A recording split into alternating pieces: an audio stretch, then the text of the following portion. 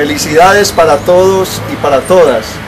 Seguimos compartiendo con ustedes el concepto de inteligencia espiritual. Tenemos nuevamente a Antonio que nos sigue ampliando este concepto maravillosamente.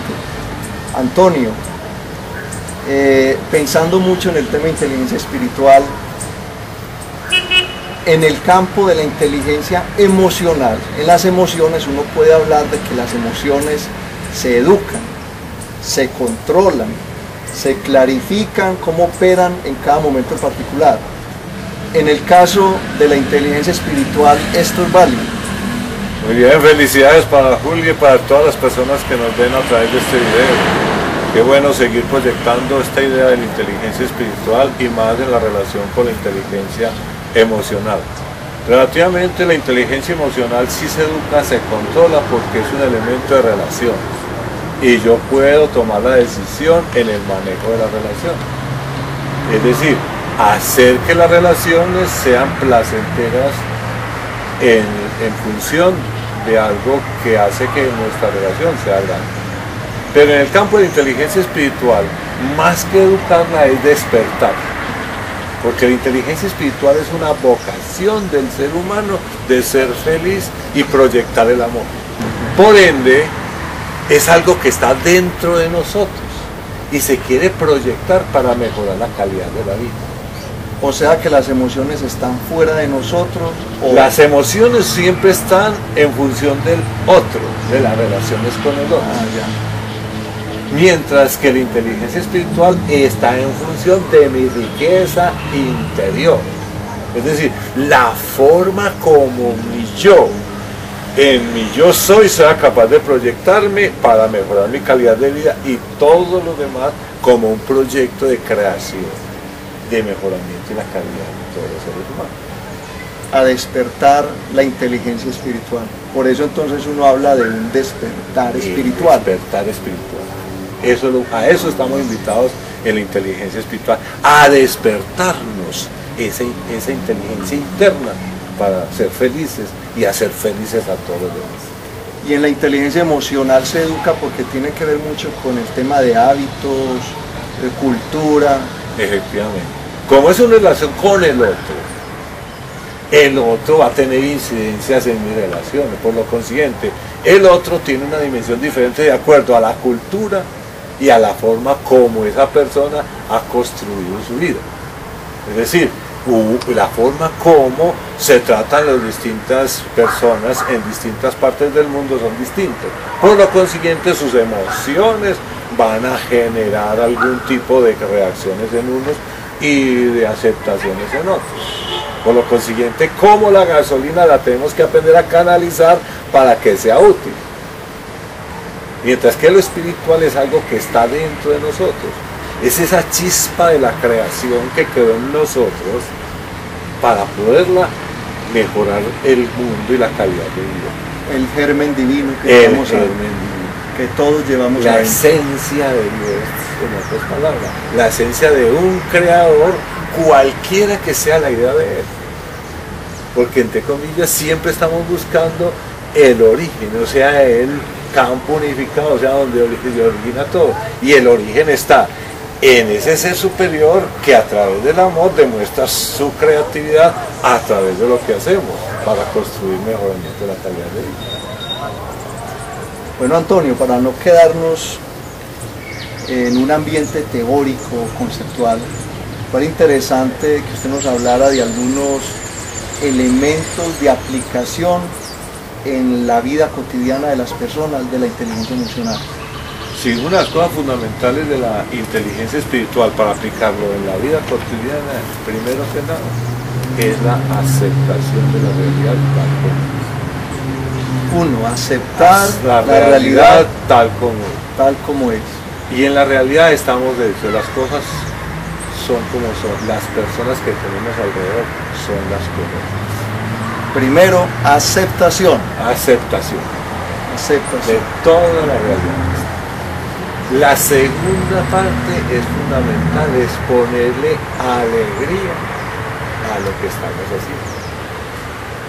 Es decir, todo por difícil que sea, Si nosotros le ponemos alegría, le estamos dando felicidad y le estamos a nuestra alma y a nuestro corazón y por ende al entorno.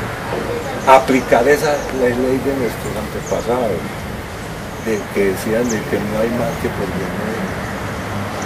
Y todo lo que sucede es lo mejor, pero por siguiente tenemos que demostrar alegría. El tercer aspecto es agradecer. Agradecer, es decir, aceptar ser de agrado para sí y para todos los demás. Eso es una cosa fundamental en la vida cotidiana. Aceptar, ser alegres y agradecer las cosas de la vida. Y por ende, el cuarto aspecto es proyectar. ¿Y qué es proyectarlo? Darle claridad a todo lo que hacemos para que la realidad sea más grande, es decir, nos sintamos bien en un elemento, haciéndolos como en el cine, una imagen más grande de nosotros y de todas las personas que nos rodean. Es decir, hacer que la persona que llegue ahí salga mejor que cuando llegó. En esos elementos de la aplicación cotidiana, el primero que usted nombró es la aceptación. Y de segundo, la alegría. La alegría, tratar de ser alegre. Lo que uno concluye ahí es que si no hay aceptación de la vida, no hay alegría. Hay una insatisfacción. La vida sería una carga, la realidad que nos manejamos es una carga. Y esa carga siempre será pesada, porque es algo que no es de nosotros. Pero si yo le aplico inteligencia espiritual, que está dentro de mí, pasamos de ser seres de gravedad para ser seres de levedad. Es decir, aprender a estar en el espíritu, que es el principio de levedad, por encima del tiempo y del espacio. Y eso nos da la alegría de vivir. ¿Y dónde lo vemos? En los niños. La alegría de vivir de un niño es espontánea. ¿Por qué? Porque ellos no tienen gravedad, es decir, no saben qué le va a suceder al mundo el día de mañana, simplemente viven un eterno presente. Es decir, son leves en su espíritu de vida. Su vida está dentro de sí y la quieren desbordar, proyectar. Nosotros somos los que queremos cargar y cargar y cargar. Realidades que no van a llegar. Totalmente terrenales. Terrenales, lo que llaman mundanos. Entonces esa es la cosa. Ahí viene la diferencia entre la gravedad y la levedad. Entonces ahí viene, no sé, la importancia del maestro de Dios cuando dice, entreguen a mí todas las cargas para que ustedes sean leves, es decir, que hagan que su vida sea más ágil, más segura. Bueno, Antonio, hemos venido hablando sobre inteligencia espiritual. Me salta una duda. ¿Cuál es la diferencia entre inteligencia espiritual y religión? O al cabo, ¿será que uno con una religión bien aplicada no se vuelve más leve? No se vuelve más leve. La religión es un camino, o a través de la inteligencia espiritual podemos entrar a tener una vida religiosa mucho más profunda. Compártanos un poquito de eso. Bien, a mí me parece que hay una gran diferencia entre el concepto de religión y la inteligencia espiritual, o entre comillas la espiritualidad. La espiritualidad es inherente al ser humano. La religión es producto de una cultura de seres que quieren ser trascendentes. Es decir, buscar mecanismos dentro del mundo terreno para lograr llegar al cielo, olvidándose de la vocación interna de encontrar la felicidad. Entonces las religiones pasan a ser elementos de mecanismos de cohesión y por ende de miedo en muchas oportunidades, no negando que hay elementos de religión muy interesantes para canalizar la vocación espiritual del ser. Es decir, la capacidad de ser felices a través de un mensaje cultural que nos ha traído muchos maestros, muchas personas. El problema de las religiones es que nosotros nos pegamos de la letra, es decir, de los conceptos, y se nos olvida la esencia, que es el espíritu de libertad. O sea, los elementos de religión y entre comillas de iglesia son fundamentales para canalizar el encuentro mío con un ser superior creador de nosotros. Pero se nos confunde mucho con la letra, con la ritualística, con los rezos, y se nos olvida la esencia nuestra, que es el ser. O sea, uno puede ser religioso y no espiritual. Eso era, puede ser religioso. Por ejemplo, los fanáticos, el fanatismo, los fundamentalistas, son muy, pero muy religiosos, pero son pegados a la letra. Y matan y se hacen matar por una letra. Pero se nos olvida que el único mandamiento real es el amor. El amor. Así cualquiera que sea la cultura. El concepto de amor que ha sido trascendente desde hace 3000 años para acá y reafirmados hace 2000 años por un ser muy especial como Cristo, nos evoca esa vocación del ser humano, de estar en el amor y de proyectarnos en el espíritu. Entonces eso es algo importante que hay que manejar. El concepto es que nosotros somos muy dependientes de situaciones y de elementos externos para reafirmar nuestra situación personalmente a través del amor, evitando todo temor.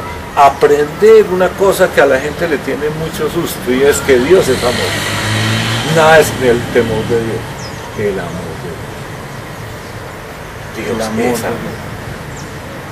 Para cualquier tipo de religión, ese creador, si nos creó, es por amor.